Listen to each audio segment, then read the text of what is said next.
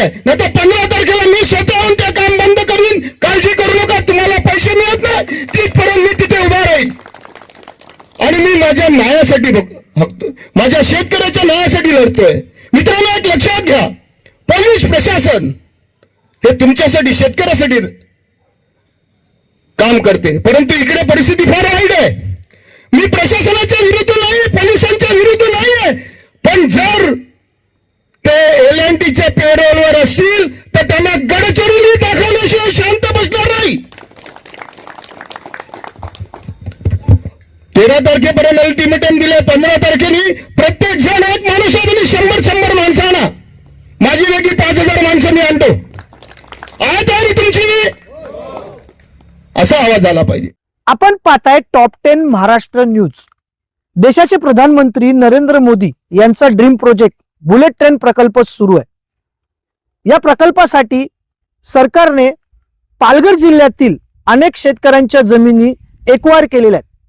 या एक्वेशन मध्ये देखील करोड रुपयाचा घोटाळा झाल्याचा उघड झालेला आहे. या प्रकल्पाचा ठेका सरकारने L&T कंपनीला दिलेला आहे. L&T कंपनीची वाहनं रस्त्यावरती अंधाधुंदी चालतात, यामुळे गावातील नळ कनेक्शन कट झालेले आहेत. त्याचबरोबर गावातील पोलवरील वायर देखील तुटलेला आहे. याचा थेट फटका पालघर जिल्ह्यातील गावांना पडलेला आहे. या विरोधात काल आगरी सेनेच्या वतीने मार्गदर्शन शिबिराचं आयोजन केलं होतं.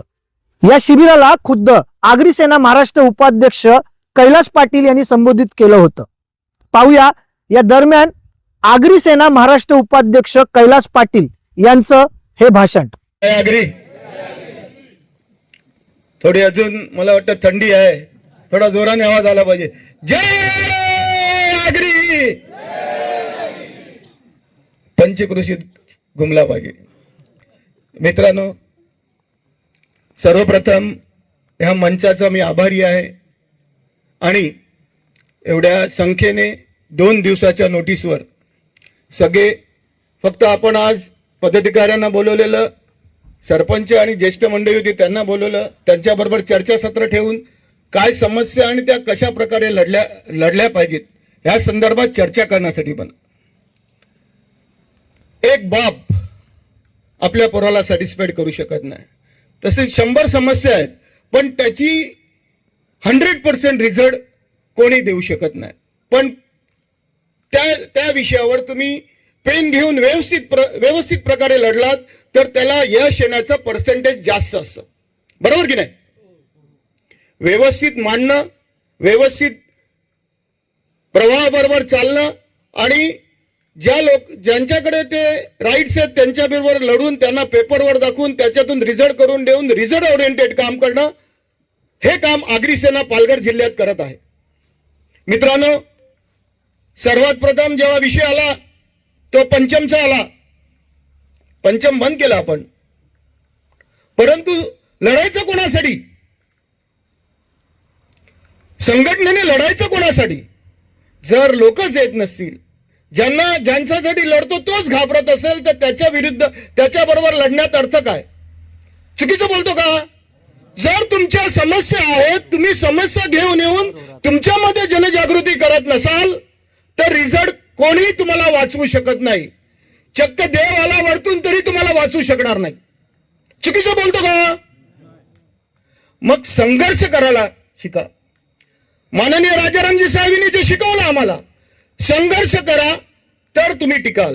कारण मित्रांनो, पूर्ण मुंबईपासून आपण नजीक राहतो, 150 किलोमीटरच्या पेरिफेरीमध्ये हे पालघर जिल्हा येतोय. एवढं प्रचंड वाढते आहे. इकडची लोकसंख्येचा ग्राफ असा नाहीये, असा सरळ आहे. जो मायग्रेटेड लोक येत आहेत त्यांचा ग्राफ असा सरळ आहे. आणि पूर्ण देशातली म्हणा, पूर्ण जगातली म्हणा, जो मार्गेशन हे लोक आहेत ती सगळ्यात जास्त ह्या जिल्ह्यामध्ये आहेत. वसई तालुका आणि पालघर तालुक्यामध्ये आज लोक एवढ्या प्रमाणात येतात आहेत बाहेरून. आपला इकडचा शेतकरी, इकडचा भूमिपुत्र, मग तो कोणत्याही समाजाचा असो, आगरी, कोळी, आदिवासी, भंडारी, कोणत्याही 18 पगड जातीमधला असो, आज तो मायनॉरिटीमध्ये आलेला आहे. आणि तो येणार पुढे. जसं वसईची परिस्थिती बघा, भूमिपुत्र मिनिमम झाला आणि बाहेरून येणाऱ्या लोकांचा पडा, तीच परिस्थिती तुमची येणार आहे. तुम्हाला आम्ही, कारण जे आम्ही तिकडे बघतो ते इकडे पुढे तुम्हाला फेस करायचं आहे. आणि त्याच्यासाठी जर तुम्ही संघटित राहिला नाहीत आणि संघर्ष केला नाही तर टिकणार नाही. कुठे फेकून द्यायला समजणार नाही. बॉम्बेमध्ये 65 गाव होती आग्र्यांची, एक गाव तरी दिसतं का सांगा मला. ती परिस्थिती तुमची येऊन देऊ नका. आणि तुमच्यासाठी जे पण लागेल ती आगरी सेनेच्या माध्यमातून आम्ही तुमच्या पाठीमागे ताकदीने उभं राहू, एवढं मी तुम्हाला सांगतो. मित्रांनो, 4 दिवसापूर्वी आलेलो, गावाचं नाव काय पुढे, टेंबीखोड या गावात शिव्या दिल्या. मी सुशिक्षित माणूस आहे, शिव्या देत नाही, पण वाटतं की समाजातील एका गरीब शेतकऱ्यावर जर असा अन्याय होत असेल तर ते तळपायची आग मस्तकात जाते.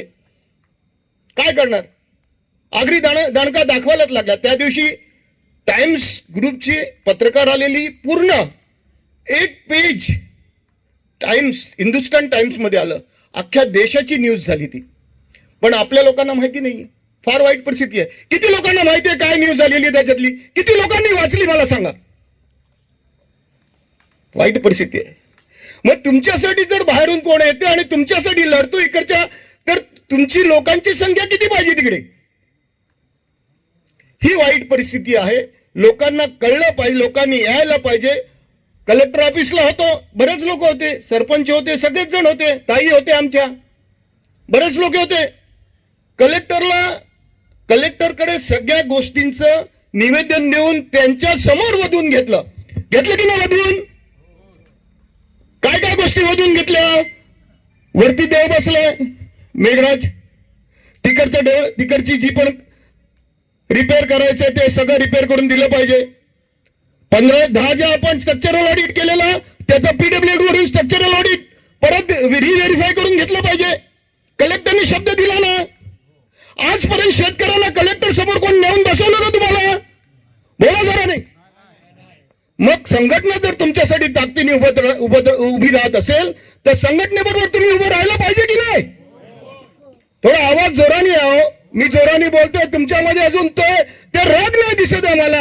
आगरी असल्याचं मला वाटत नाहीये. आगरी असल्याला जो राग पाहिजे तो राग पाहिजे आणि त्याच्यासाठी लढण्याची ताकद पाहिजे.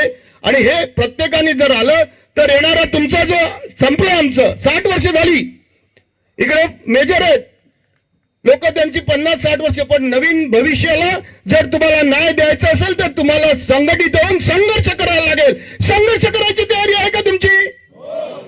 हा आवाज आला. हा आवाज त्या L&Tच्या कानावर आज गेला.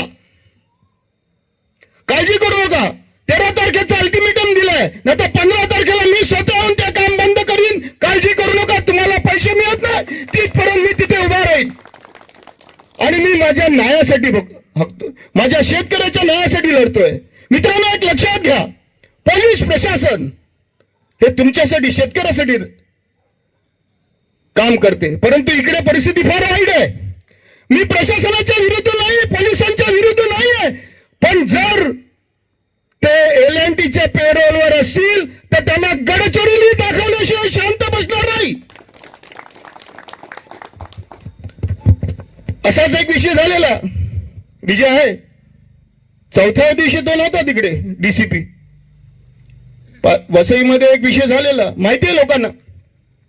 आम्ही प्रशासनाच्या विरुद्ध नाही, आम्ही प्रशासनाला रिस्पेक्ट देतोय, पोलिसांना, रेव्हन्यूला रिस्पेक्ट देतोय. पण प्रोजेक्ट झाली पाहिजेत, आम्ही पण त्या मताचे आहोत. नॅशनल प्रोजेक्ट झालं पाहिजे, पण माझा शेतकरी मेला नाही पाहिजे. त्याला त्याचा योग्य भाव, त्याची जी कारण एक लक्षात घ्या, तुम्ही सांगतात वाढवण आहे, रिलायन्स आहे, 10 कंपन्या येतात, मग माझा भाव 18,000 रुपये गुंडा.